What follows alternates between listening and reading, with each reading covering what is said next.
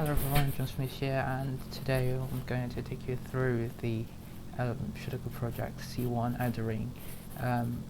Well, I see many people just doing the one line, which is simply just flat out the whole time.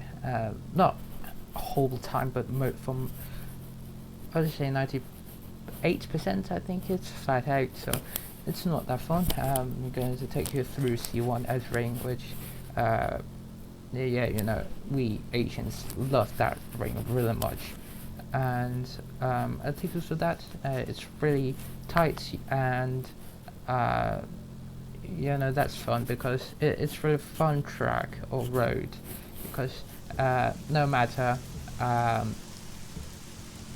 what car you're driving, with a large horsepower or a small horsepower but light car, you can have a really nice battle there. So yeah, let me take a start why it's raining. But before that, the traction control is always off. So I'm driving a 991 GT3, 992 GT3 RS here, and yeah, we just look for how to go to that. So it's raining, and I think I should turn off the rain for a moment, make it sunny. Yeah, a lot better now. Oh shoot. Yeah, my mouse isn't working really well, but never mind. That's it. Where's my mouse? It's over there. Yeah, it's good now. Anyway, not really ideal start, but let's go. So most people notice the main exit, which is the one that we're facing, but actually this is not the fastest. Well, you can reach there really fast, but usually we don't use this exit. However, we use this one because it reaches a place where we can hold up and wait for others, and you know, looking for a battle there. So let me take you through there really quick. I'm choosing the 992 G3 RS simply because it provides enough downforce, and it's a street car, rear engine, rear wheel drive car, with a PDK, which I really love. Ooh!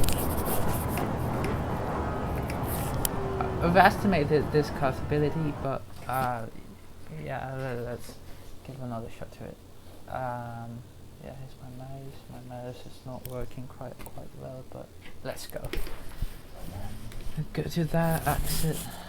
We've turned on the traction control, so maybe it's not working that ideal as the normal car, but let's go. So let's talk about this ring.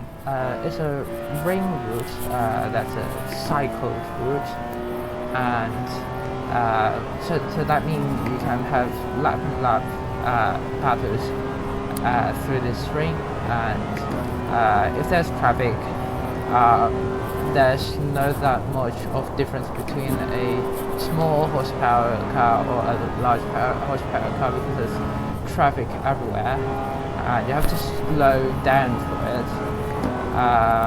Now it's daytime, and I turn off the traffic just for demonstration. But when you go to the server, there's in the dark. I think it'll be a lot, you know, realistic and a better fun. You feel more atmospheres out there. So this route, heading to C1, you don't need to be really fast. All you need is to be patient and don't crash into other cars, and get you familiar with your ride, and that's enough. So yeah, until now there's only one route we can take, but following it's a really crucial point, But you can see on the board that there's a C1 outer ring on the left. So we're going to take this route, going this bridge. Otherwise, if we're still going forward, we're heading to the C1 inner ring. Which is less, I would say, it's not as quite as nice as the outer ring, because the outer ring feels more like a track. Inner ring, not that much. I don't like inner ring anyway, and few people play with goes around the inner ring. So yeah, here is where you can wait for others. As you can see, a really nice parking spot for you to stop here without like I can show you around. The traffic won't go this part because they'll always follow the lanes, and it's pretty safe, and you're not the obstacle or something that blocks the AI traffic. So it's a really nice spot to wait for others here. And down this hill is where C1 begins. I'll take you one short lap to show how to do this lap. Well, I haven't done any laps on this car through this track work. Heading here is a flat out. Then over here there's a left and right, but here's a hill. It's going upwards from the entry of the corner. So from here you want to do your trail braking, make your more oversteer over here, and cut the apex. It's really crucial because it's down here after the apex. You'll lose the front end grip, and you'll be pushed to outside. But if you're not slow enough, or your weight distribution is not enough, then you'll probably crash into the wall. And here you can use all of the roads up to here, but keep in mind, because here you go downward, and it'll be thrown up a little bit here, so you're really likely to lose your end because of the unstability of the track. So keep in mind, just your throttle should be very smooth through here. And on the exit you can use all of the track like this. It doesn't matter because it's just a road race. So okay, it should be a flat out for some car, for some it might not, but it's pretty easy through that. Then through here, really easy. You have to get as close as to the left hand corner. Then the right, you don't actually need to care that much about the second right hander, because the left hander is a lot more tight than the right hander. So you can just use kind of like flat out on the second corner, but the first corner you really want to slow down for that. And so here's a really interesting point. So next you have a bridge. Don't go leftward, or going to left you are heading to the end of the line, or going to the one gun route, where you don't like to be there before having few laps on here. Then you want to turn right, using the 2 lanes on the right. But be careful that every AI traffic car is not willing to go to the continue the C1 outer ring.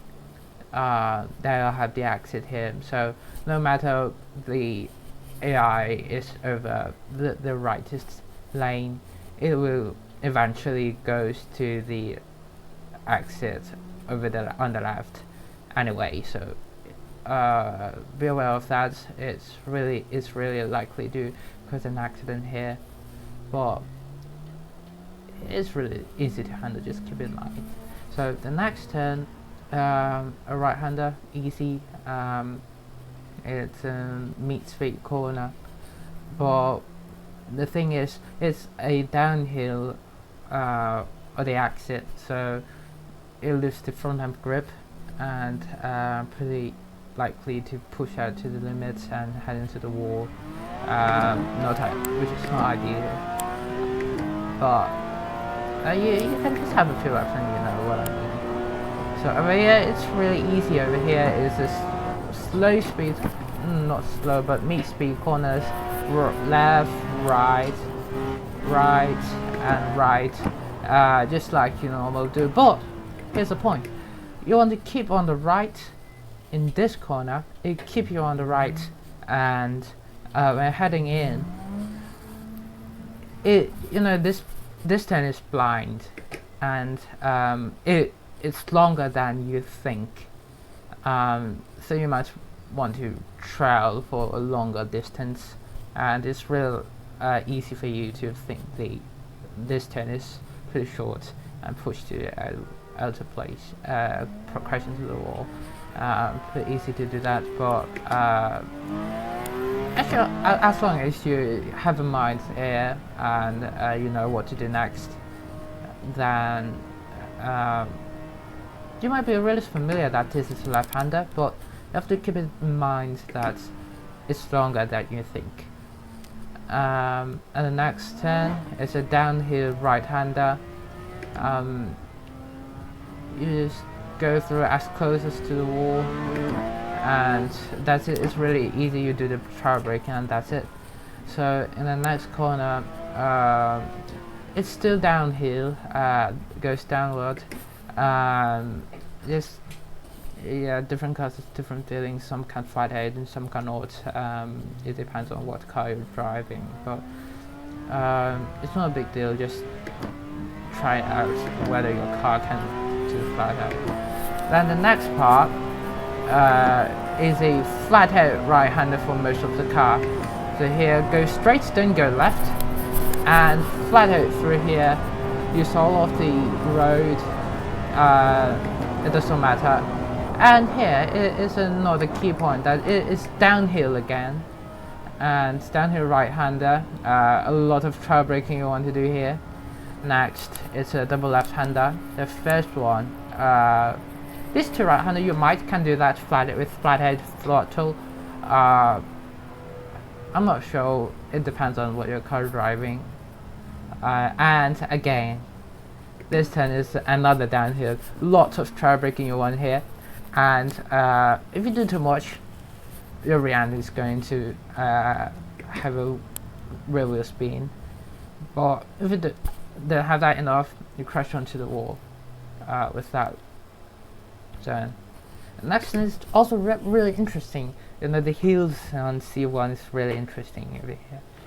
The next one, it's going uphill, and at the top of the uphill you want to have a brake and turn your car into the left immediately, because it's a downhill left-hander again.